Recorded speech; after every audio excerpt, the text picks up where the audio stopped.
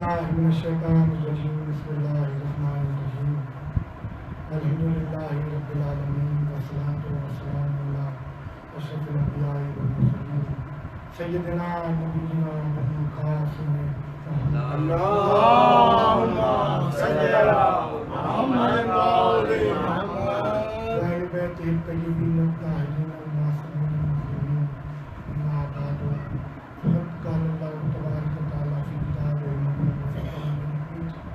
بسم اللہ الرحمن الرحیم انما وليكن الله ورسوله والذين آمنوا الذين يقيمون الصلاة ويؤتون الزكاة وهم راكعون صلوات اللهم صل على محمد وآل محمد. حضرات محترم مجلس عزا ہے ذکر امیر المومنین اور ظاہر سی بات ہے کہ موضوع بھی میرے بادشاہ سے مولانا سے اور کتنے کمال کی بات ہے کہ پورے سال ہم ذکر امیر المومنین کرتے ہیں اور ماہ رمضان جو شہر اللہ بھی اللہ کا مہینہ ہے، اللہ کے مہینے میں اللہ کے ولی کا ذکر کرنا، یہ کتنی بڑی بات ہے. اور پہلا جملہ یا سنانا چاہوں گا، بتانا چاہوں گا کہ لوگ کہتے ہیں جناب یہ شب قدر کا مہینہ ہے. قدر کیا ہے؟ قرآن کہتا ہے کہ شب قدر 1000 راتوں سے ملتا ہے، اور تم کیا جانو کہ شب قدر کیا ہے؟ تو پہلے تو دنیا ڈھونڈے مل کے شب قدر ہے کیا، اور شب قدر کسے کہتے ہیں، اور لیلۃ القدر کیا ہے. تو لیلۃ القدر میں کیا راز پوشیدہ ہے، اور وہ کون سی ہستیاں ہیں جن کو ہم لیلۃ القدر مانتے ہیں اور تسلیم کرتے ہیں. تو کوئی تو چیز ہوگی، کوئی تو وجود ہوگا، کوئی تو حصہ ہوگا. اور یہ کیوں شب 19 کو اعمال ہیں اور شب 21 کو اعمال ہے اور شب 23 کے اعمال ہے اور شب 27 کے اعمال ہے. اور پوچھا کہ مولا یہ تاک راتوں میں ہی کیوں اعمال ہے، یعنی کہ 19 21 23 27 کیوں؟ تو کوئی تو وجہ ہوگی. تو امام نے فرمایا کہ ان راتوں میں قرآن کا نزول ہوا ہے. جملے کو ضائع نہ کیجیے گا، پہلا جملہ تقریر کا آپ حضرات کی سماعتوں کو نظر ہدیہ کرنا چاہ رہا ہوں. امام نے فرمایا کیونکہ ان راتوں میں قرآن کا نزول ہوا ہے، تو یہ نزول قرآن کا مہینہ ہے. اب سوچنا یہ ہے کہ اس مہینے میں ایک قرآن کا نہیں 2 قرآنوں کا نزول ہوا ہے. ایک وہ قرآن جو قرآن صامت ہے جو لیلۃ القدر کی راتوں میں آ رہا ہے، اور ایک وہ قرآن ہے جو 14 رمضان کی رات جناب سیدہ کے گھر میں اترا ہے، آقا نے مصطفیٰ کی شکل میں. مل کے صلوات پڑھیے. اللهم صل على محمد وآل محمد. جملہ ضرور کہوں گا، یہ کمال ہے شاہ نجف کا کہ علی کو ان راتوں میں قرآن صامت بھی ملا ہے، قرآن ناطق بھی ملا ہے. ناطق حسن مصطفیٰ ہے، صامت وہ کتاب ہے جسے آپ اور ہم پڑھ لیتے ہیں الف لام میم ذالک الکتاب لا ریب فیہ ھدی للمتقین. یہ کتاب وہ ہے جو لا ریب ہے، اس میں کوئی شک و شبہ نہیں ہے. تو بے شک کوئی شک و شبہ نہیں ہے. اور یہاں جملہ ضرور کہوں گا میں کہ مولا یہ جو کتاب ہے جس میں کل 6666 آیتیں ہیں، جو صامت کتابیں بولتی نہیں ہیں، یہ رکھی ہوئی کتاب ہے، یہ تحریری شکل میں موجود ہے. تو کوئی تو ہوگا جو اسے تحریر میں لے کے آیا ہوگا. کسی کے تحریر میں لانے کے بعد تو تحریر میں آئی ہوگی، کیونکہ نبی تو صرف آیتیں پڑھتے تھے. تاریخوں نے لکھا سورہ فجار آئی تو محمد ممبر پہ آئی، سورہ لیل پڑھ دی، سورہ شمس پڑھ دی. کوئی اور آیت اتری، محمد آئے ممبر پہ آیت پڑھ دی، سورہ پڑھ دیا اور اس کی تفسیر کر دی، اس کی شرح کر دی. تحریری شکل پہ نبی نہیں اتار دیتے قرآن کو. تو آج جو قرآن ہے وہ مختلف کمپنیاں چھاپ رہی ہیں، تاج کمپنیاں اور بھی کمپنیاں، مختلف ادارے ہیں، منہاج الصالحین والے اور بھی ادارے جو قرآن پاک کو چھاپ رہے ہیں. یہ کون سا قرآن ہے؟ 6666 آیتیں تحریری شکل میں. تحریر کہتے ہیں لکھی ہوئی صورت. لکھی ہوئی صورت میں قرآن چھپ کے ان رائٹنگ ان ریٹن آپ کے اور میرے سامنے آ رہے ہیں. اپنے ایمان سے بتائیے گا آپ کے گھروں میں جو قرآن ہے، کا یہ حقیقی قرآن ہے؟ نہیں، یہ قرآن کی حقیقی شکل تو نہیں ہے. یہ تو اس تحریر کی پتہ نہیں کتنی گنا پس درجے، مطلب تحریر پہ تحریر، تحریر پہ تحریر، تحریر پہ تحریر، کتنی تحریریں لکھنے کے بعد آج یہ کمپنیاں جس قرآن کو چھاپ رہی ہیں، یعنی کہ یہ حقیقت نہیں ہے. جملے کو ضائع نہ کیجیے گا، یہ حقیقت نہیں ہے، یہ قرآن صامت کی شبیہ در شبیہ ہے، شبیہ در شبیہ ہے، اور اس شبیہ در شبیہ قرآن کے لیے میرے اور آپ کے سرکار احمد مصطفیٰ محمد مصطفیٰ صلی اللہ علیہ وسلم بہت مشکل اور بہت قیمتی بات کر رہا ہوں، ممبروں سے بات نہیں بیان ہوتی، اس شبیہ در شبیہ قرآن کی شان محمد نے یہ بیان کی ہے کہ اس کو بغیر وضو کے ہاتھ نہیں لگانا، نجاست کی حالت میں ہو تو چھونا نہیں۔ تو یہ قرآن صامت کی شبیہ در شبیہ یہ قرآن صامت کی شبیہ در شبیہ کا یہ کمال ہے کہ اس کو بغیر وضو کے میں اور آپ چھو نہیں سکتے، بغیر پاکیزگی کے ہاتھ نہیں لگا سکتے۔ اور دنیا والوں، جس قرآن صامت کی شبیہ کو بغیر وضو کے میں اور تم ہاتھ نہیں لگا سکتے، خدا جانے اس قرآن ناطق کا کیا کمال ہوگا۔ صلوات پڑھی نبی کے عالم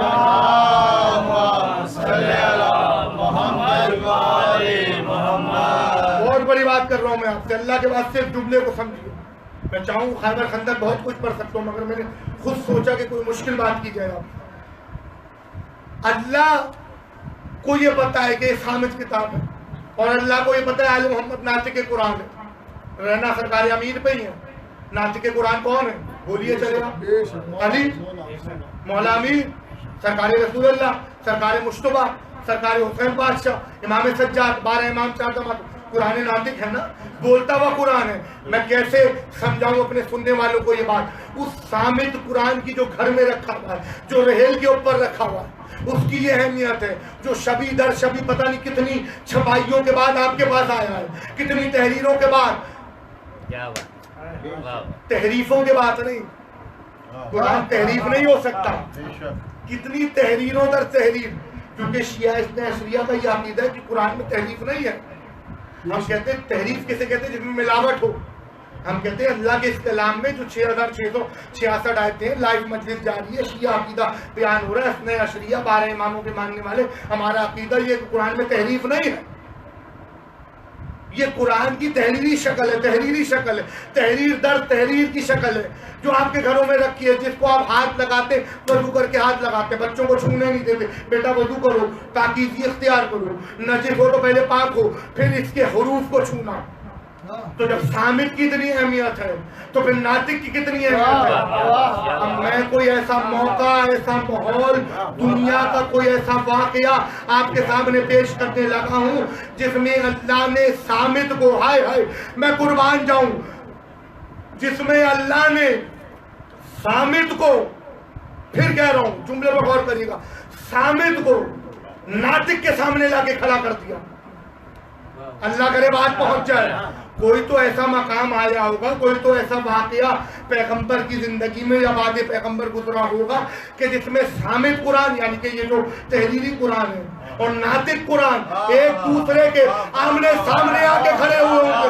بڑی مشکل سے میں نے یہ نتیجہ نکالا، خدا کی قسم ابھی جب رستے میں آ رہا تھا تو نتیجہ نکالتے ہوئے آ رہا تھا اور آپ کے سامنے پیش کر رہا ہوں۔ شاہ نجف کا کرم ہے، حضرت عباس کا کرم، سنیے گا، جملے کو ضائع مت کیجیے گا۔ ایک مقام ہے میدان صفین، ایک طرف کرائے کے قاتلوں کا لشکر، دوسری طرف اسلام کا وہ جنرل جو ابو طالب کا لال ہے، فاطمہ بنت اسد کا شیر، اسد اللہ غالب، اللہ کا بھی شیر، اللہ کے رسول کا بھی شیر، جو ید اللہ ہے، وجہ اللہ ہے، عین اللہ ہے، لسان اللہ ہے، اذن اللہ ہے، جنب اللہ ہے، اللہ کا بدن علی ہے، اللہ کا وجود علی ہے، اللہ کا سینہ علی ہے، اللہ کی آنکھیں علی ہے، اللہ کا نور علی ہے، اللہ کے ہاتھ علی ہے، اللہ کی زبان علی ہے۔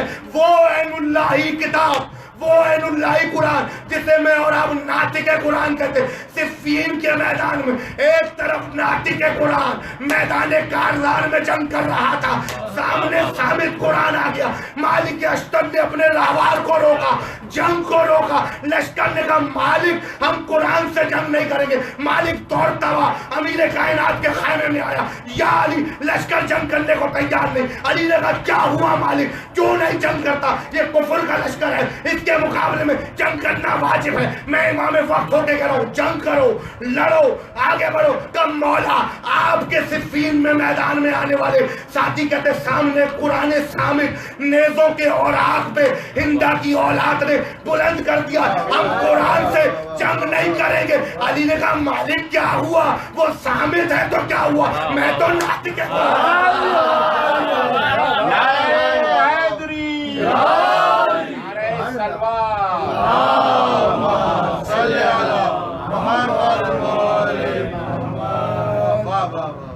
بات پہنچ رہی ہے. اللہ آپ سب کو سلامت رکھے, آل محمد آپ کو آباد رکھے. میں تو ناطق قرآن. اب دوسرا رخ پیش کرو. صفین کا میدان, سامت قرآن نیزوں کے اوراق پہ بولے.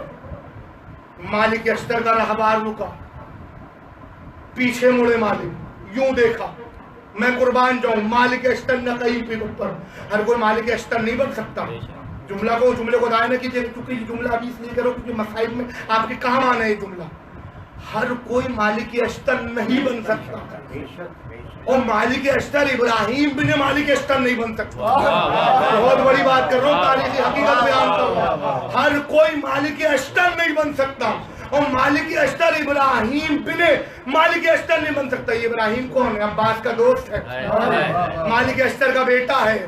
جیسے عباس تلوار چلاتے تھے ویسے اشتر کا بیٹا وار کرتا تھا. عباس اور اشتر کے بیٹے تقریباً عمر میں آس پاس کے ہیں, اور عباس نے کبھی اپنا غلام نہیں مانا ابراہیم بن مالک اشتر کو, بلکہ دوست مانا ہے. میں یہ جملہ اس لیے کہہ رہا ہوں, مسائل میں بھی روایت پڑھوں گا آپ کے کام آنی ہے. ہر کوئی مالک اشتر نہیں بن سکتا, ہر کوئی, اور مالک اشتر ابراہیم بن مالک اشتر نہیں بن سکتا. سنیے گا, مالک نے رہبار کو روکا, پیچھے مڑا, صفین میں علی کے لشکر کو دیکھا. کہا کیا ہوا لشکر والوں, اسے بس حالار ہے نا, علی تو خیمے میں بیٹھے ہیں, ابھی علی میدان میں آئے نہیں ہیں, مالک میدان میں ہے.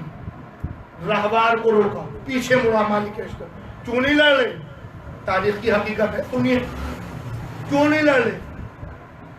آگے بڑھ کے پتہ کس نے کہا, وہ جو علی کے قتل میں شامل تھی قطامہ ابن ملجم کے ساتھ, فردان کے ساتھ, اور امیر شام کے ساتھ, وہ بھی سازش سے خالی نہیں تھا, وہ بھی شامل حال تھا.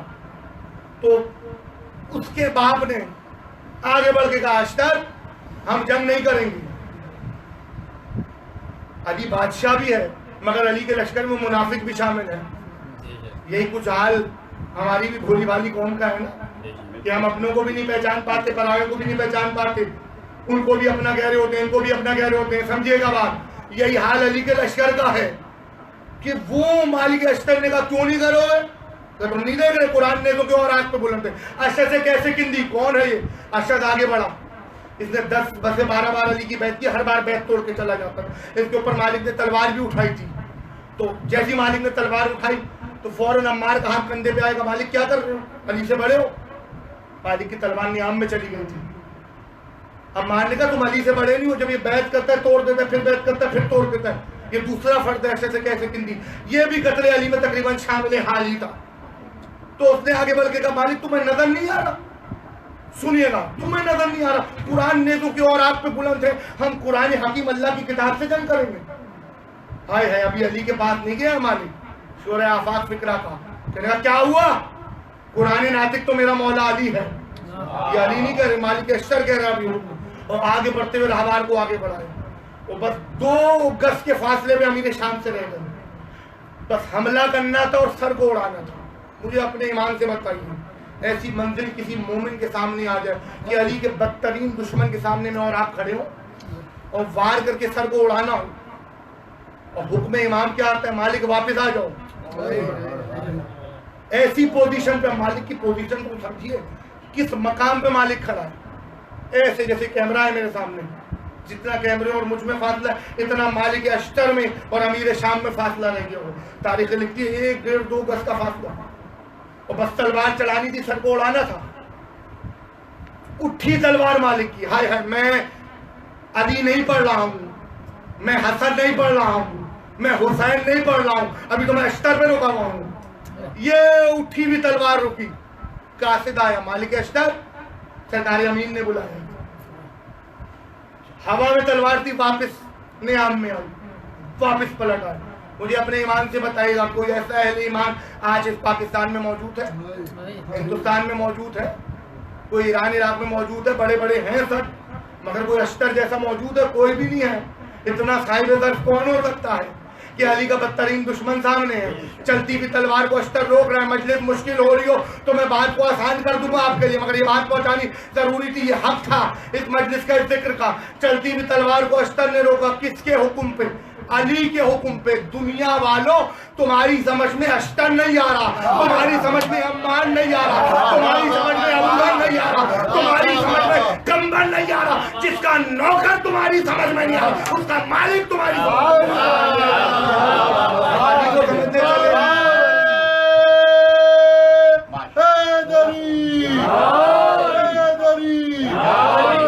मोहम्मद वाले मोहम्मद बुलंदतर सलावत।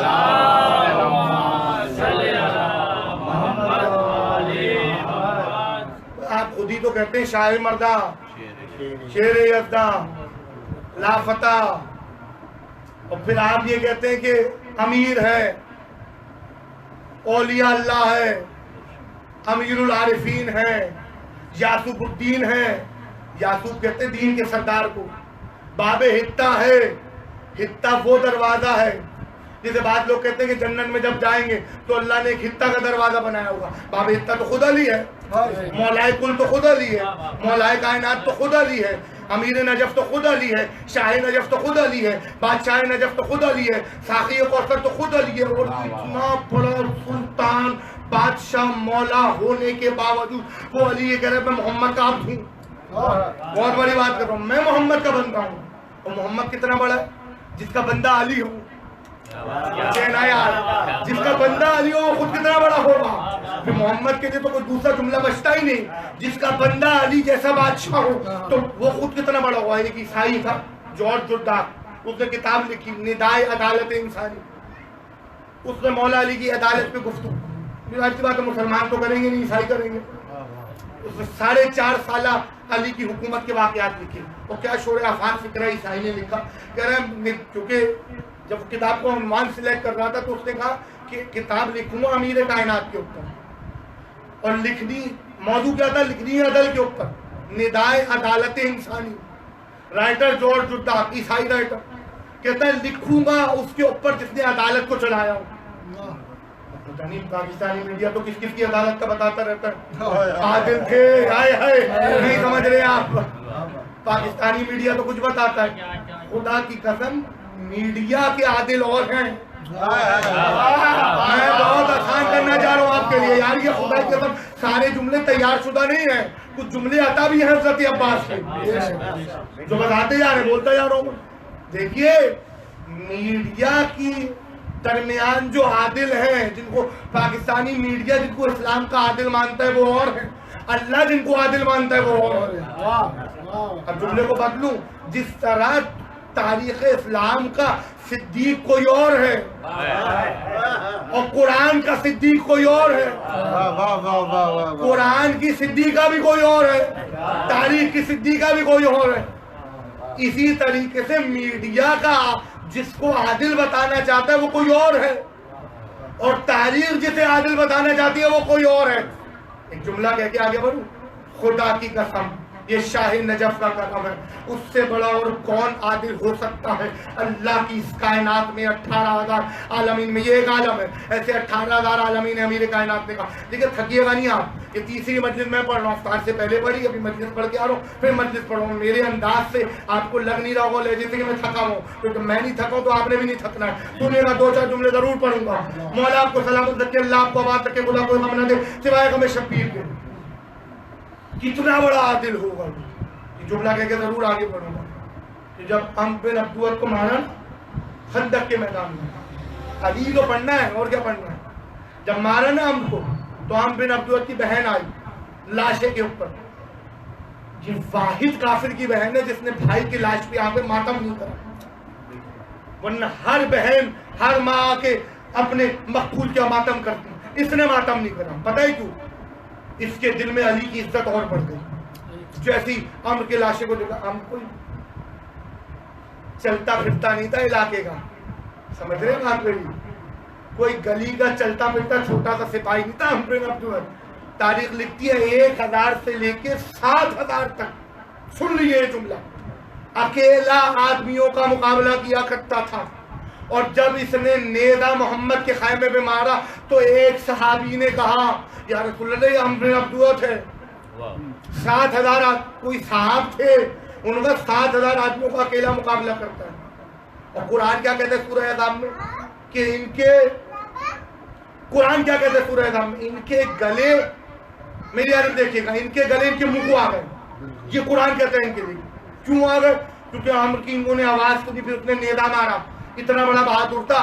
اور جب اس کی بہن اس کے لاشے پہ آئی تو کہیں گی روؤں گی نہیں بھائی تجھے, ماتم نہیں کروں گی تیرا.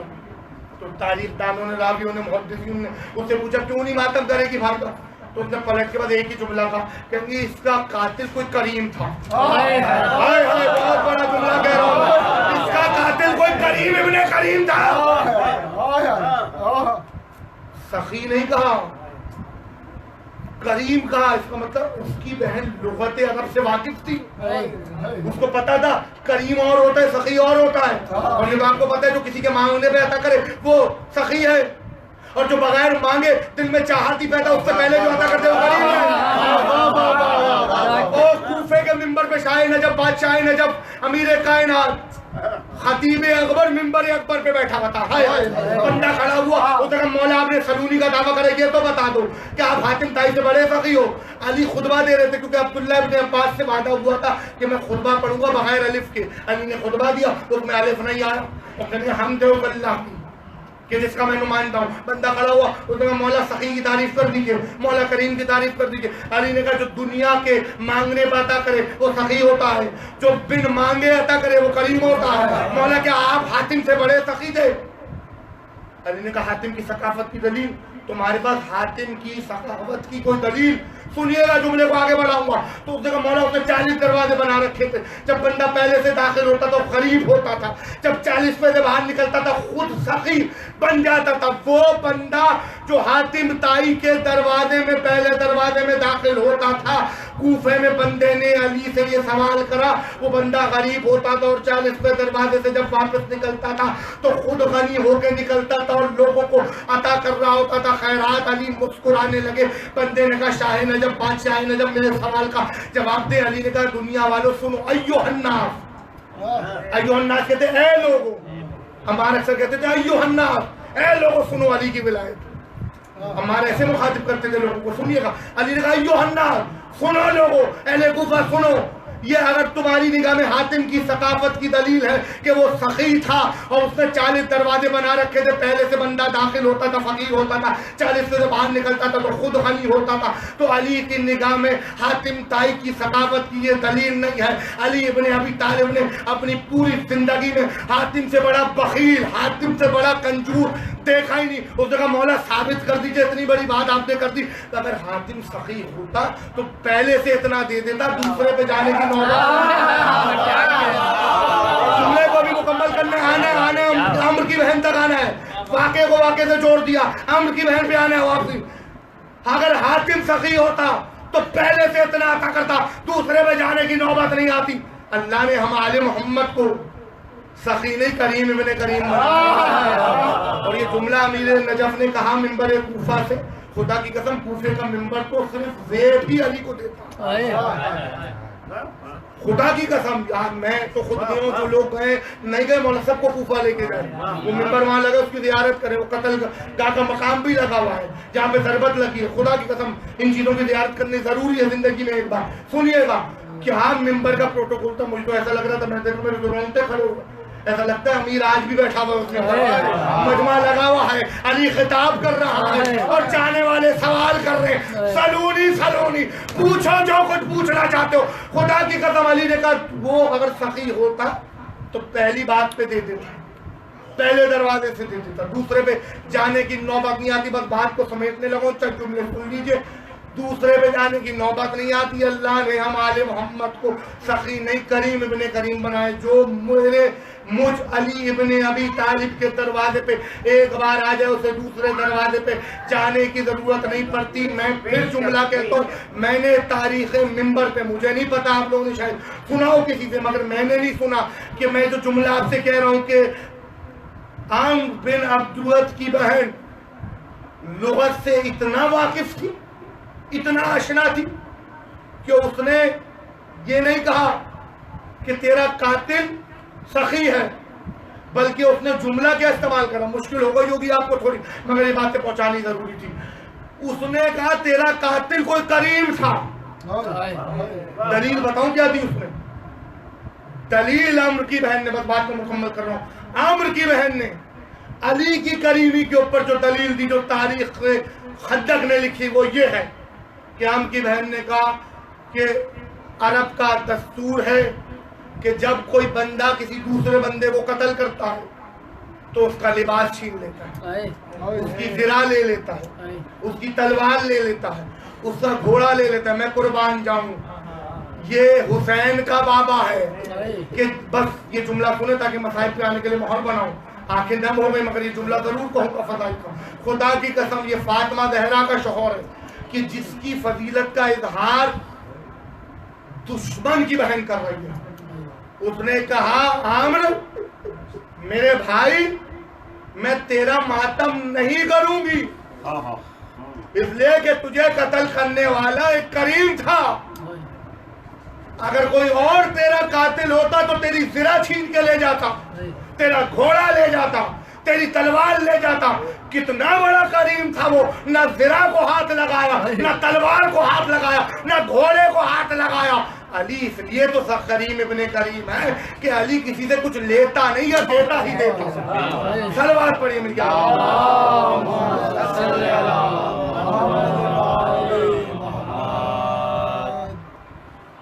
پھر بھی ایک بار صلوات.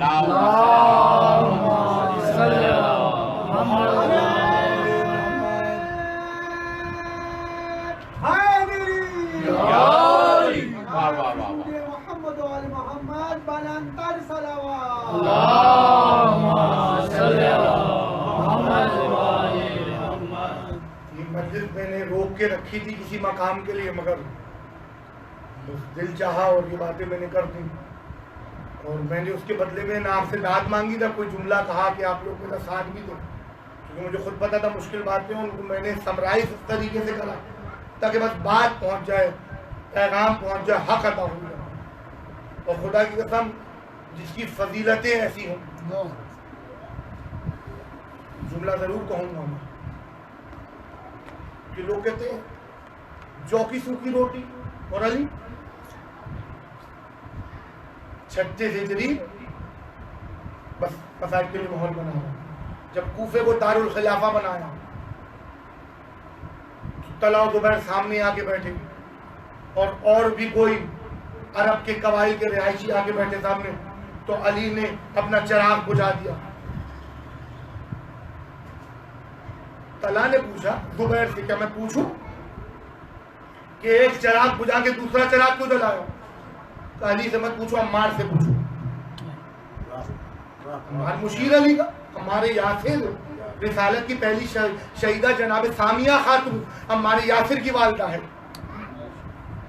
توحید کی پہلی شہیدہ.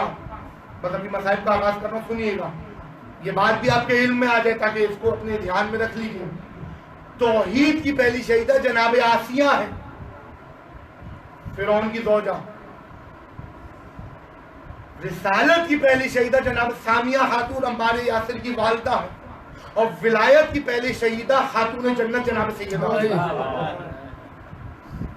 بس جملہ سنیے, کہنا ایک چراغ علی نے بجھایا اور دوسرا جلا لیا.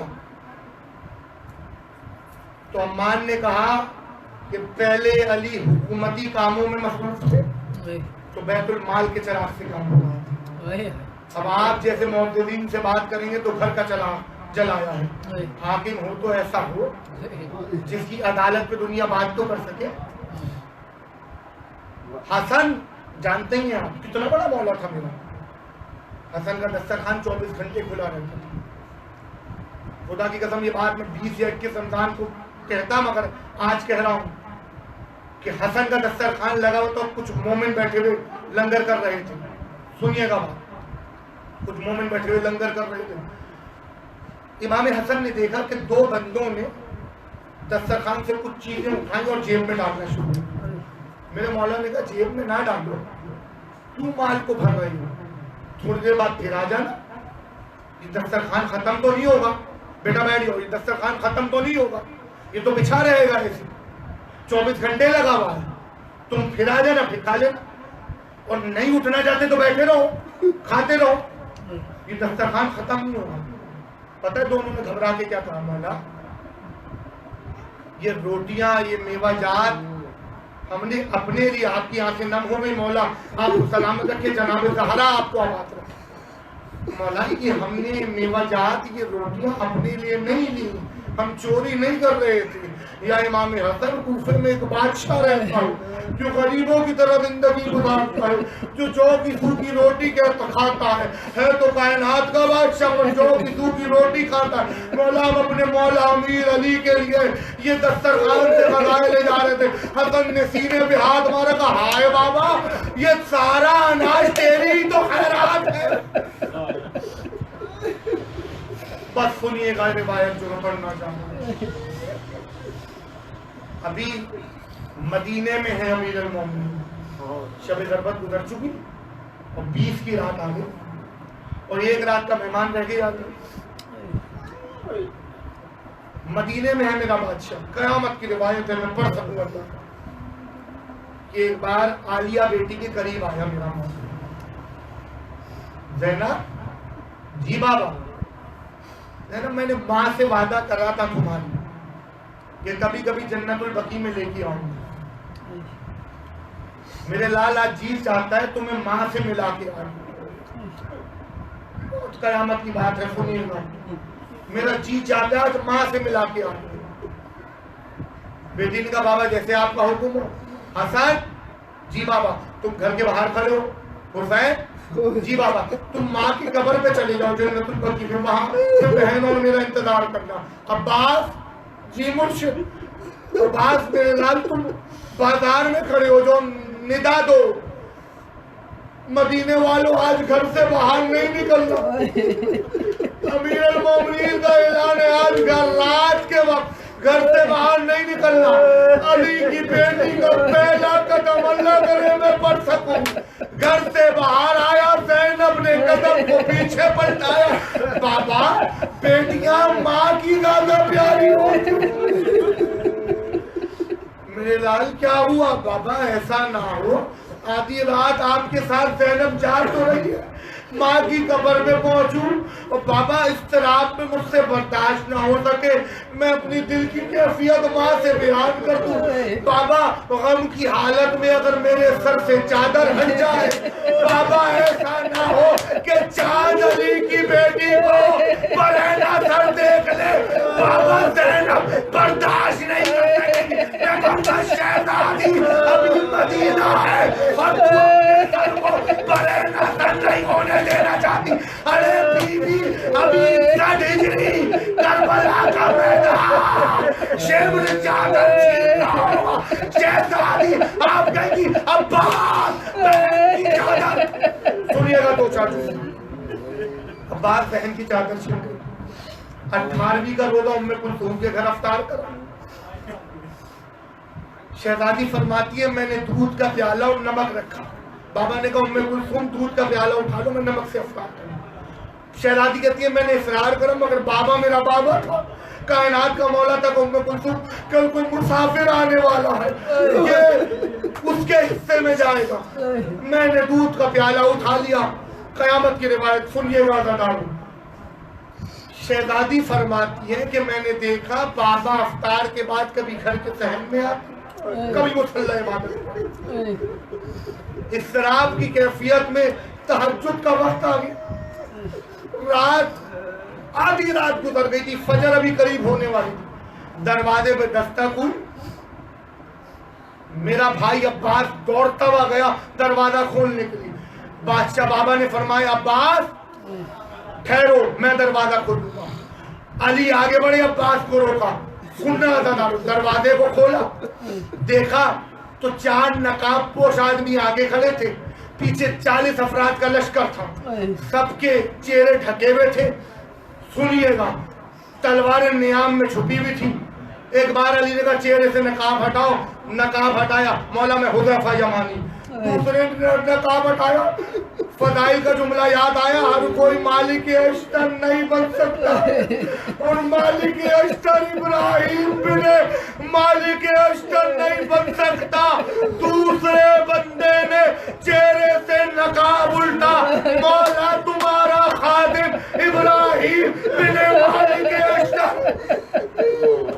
تیسرا بندہ اسبق بن نباتا، چوتھا عبداللہ ابن عفیف۔ پتہ ہے عبداللہ ابن عفیف کون ہے؟ ایک جملہ قیامت کا سن لو، میں آگے بڑھنا چاہتا ہوں۔ اس کی ایک آنکھ جبل میں ضائع ہو گئی، ایک آنکھ صفین میں ضائع ہو گئی، اور وہی عبداللہ ابن عفیف ہے جس نے کوفے کے بازار میں اپنی بیٹی کو بھیجا تھا، بیٹی ذرا دیکھ کے تو آ، کوئی علی کا شاگرد خطاب کر رہا۔ جب بیٹی پلٹ کے آئی کہا بابا وہ جو خطاب کر رہی ہے وہ مرد نہیں مزدور۔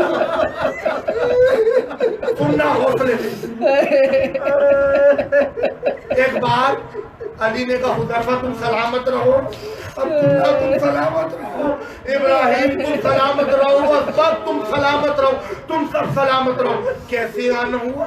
مولا آدھی رات کو اس پہر کوفے میں ایک اجنبی اپنی تلوار کو زہر سے ڈھال لگاتے ہوئے دیکھا گیا۔ مولا ہم نے سوچا امامت میں مشکل وقت ہے، ہماری نیندیں حرام ہیں، ہم اپنے امام کی حفاظت کریں گے۔ علی کو جلال آیا، کہا حذیفہ اگر حکم الہیہ یہی ہوا کہ علی نے دنیا سے رخصت ہونا تو مجھے جانے سے نہیں روک سکتا۔ حذیفہ جاؤ، چلے جاؤ، میری جانب دیکھیے گا۔ علی نے ہاتھ اٹھایا، ہاتھ کو ہلایا، الوداع کا، الوداع حذیفہ، الوداع عبداللہ، الوداع ابراہیم بن مالک اشتر۔ حذیفہ کہتا ہے میں تڑپتا رہ گیا، میں گھر پہ ہاتھ ہو گیا، میں علی کو ہاتھ نہیں بھول پاتا۔ ہائے ہائے سننا نہ رہے، میں پوری روایت نہیں پڑھ پاؤں گا، میں علی کا اٹھا ہوا ہاتھ نہیں بھلا سکا۔ مجھے غنودگی آ گئی، میری بیوی نے تھوڑی دیر بعد مجھے ہلایا، حذیفہ وائے ہو تیری نیند میں، دیکھ جبریل کیا کہہ کر اٹھے جا امیر المومنین۔ بس 2 جملے بولیے، مومنوں کا امیر قتل کر دیا۔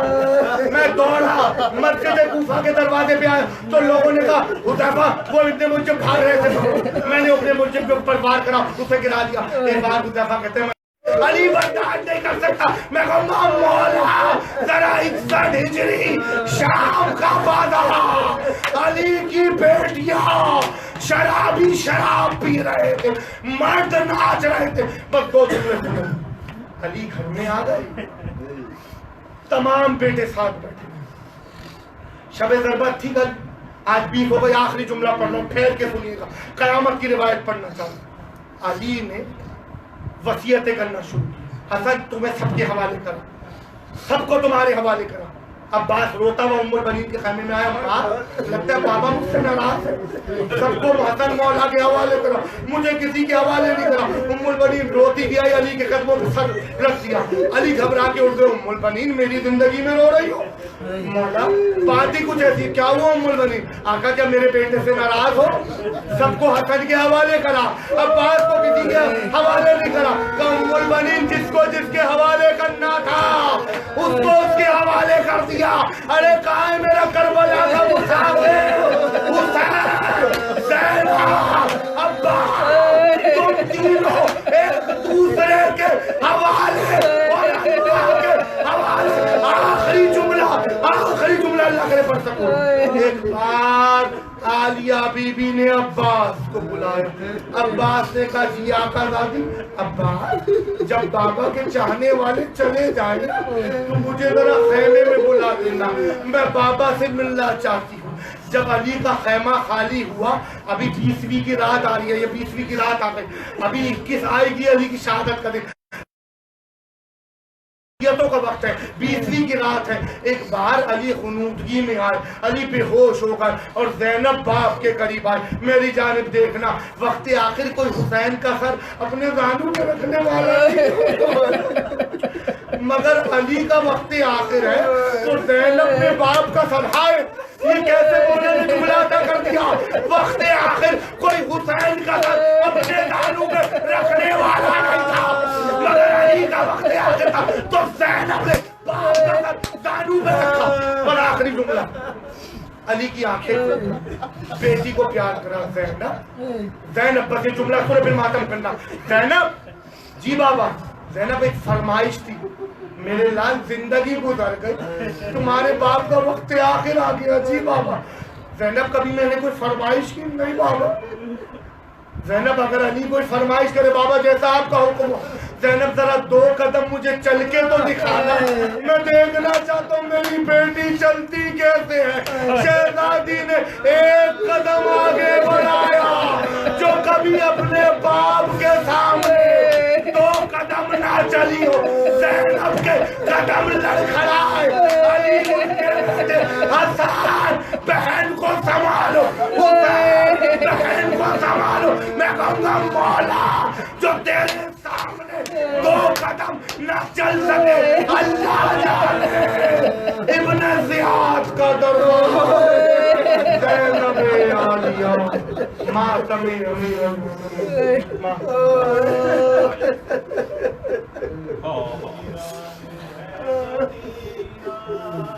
کوفہ اجڑ گیا ہے، ویران ہے مدینہ. کوفہ اجڑ گیا ہے، ویران ہے مدینہ. کوفہ اجڑ گیا ہے، ویران ہے مدینہ. کوفہ اجڑ گیا ہے، ویران ہے مدینہ. کوفہ اجڑ گیا ہے، ویران ہے مدینہ. کوفہ اجڑ گیا ہے، ویران ہے مدینہ. کوفہ اجڑ گیا ہے، ویران ہے مدینہ. کوفہ اجڑ گیا ہے. مالک لہو میں تر ہے، مالک لہو میں تر ہے. کعبہ تڑپ رہا ہے، ویران ہے مدینہ. کوفہ اجڑ گیا ہے، ویران ہے مدینہ. کوفہ اجڑ گیا ہے. کلثوم سے لپٹ کے کچھ روئی اس طرح وہ، کلثوم سے لپٹ کے کچھ روئی اس طرح وہ. شیر خدا کا لاشا تھرا کے رہ گیا ہے، ویران ہے مدینہ. کوفہ اجڑ گیا ہے، ویران ہے مدینہ. کوفہ اجڑ گیا ہے. زینب تڑپ کے بولی اٹھ جاؤ دیکھو بابا. زینب تڑپ کے بولی اٹھ جاؤ دیکھو بابا. بیٹھا ہوا زمین پر عباس رو رہا ہے، ویران ہے مدینہ. کوفہ اجڑ گیا ہے، ویران ہے مدینہ. کوفہ اجڑ گیا ہے، ویران ہے مدینہ. کوفہ اجڑ گیا ہے. سجدے میں قتل کر کے داماد مصطفیٰ کو، سجدے میں قتل کر کے داماد مصطفیٰ کو. مسجد کو ظالموں نے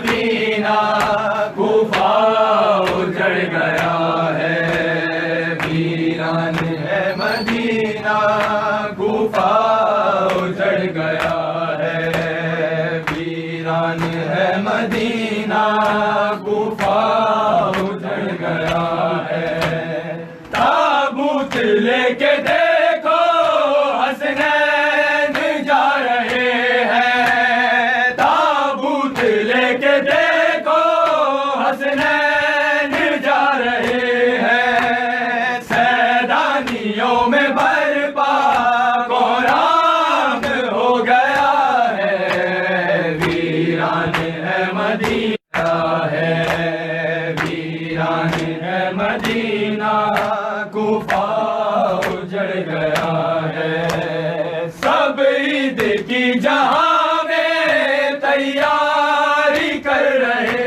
ہیں سب عید کی جہاں میں تیاری کر رہے ہیں اور گھر میں فاطمہ کے فرش عزا بچھا ہے ویران ہے مدینہ کوفہ اجڑ گیا ہے ویران ہے مدینہ کوفہ اجڑ گیا ہے ویران ہے مدینہ کوفہ اجڑ گیا ہے ویران ہے مدینہ کوفہ اجڑ گیا ہے ویران ہے مدینہ کوفہ اجڑ گیا ہے علی کا شاہ خیبر گیر کا یہ جنازہ